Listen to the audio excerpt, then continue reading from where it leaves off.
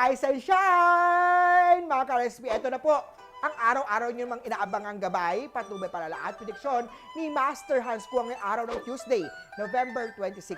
Kaya, simulan na natin!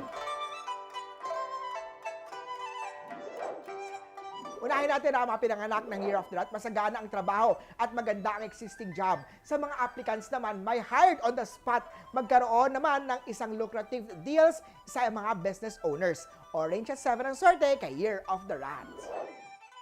Para naman sa Year of the Ox, iwasan ang conflict sa mga naiinggit. Huwag na itong pumatol o patulan at iwasan din mag-explode ang temper. Brown at 1 ang swerte kay Year of the Ox. Kay Tiger naman tayo, hahabol ang bisyo ng iyong kalusugan. May mga diagnosis na dapat bigyan ng serious attention. Blue at 3 ang swerte kay Year of the Tiger.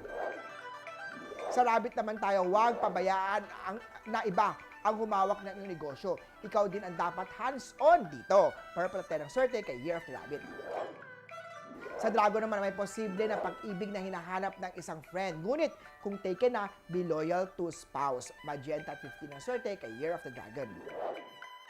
Punta naman tayo sa mga Year of the Snake. Be organized, prioritize your task, and you'll find the day more manageable. Yellow at 13 ang swerte kay Year of the Snake.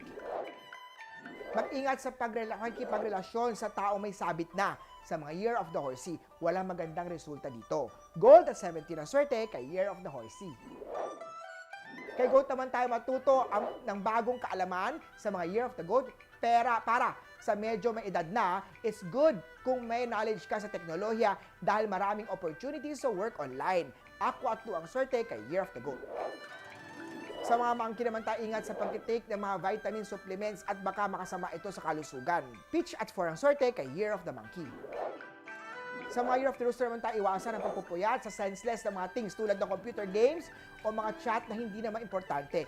Green at 6 ang swerte kay Year of the Rooster.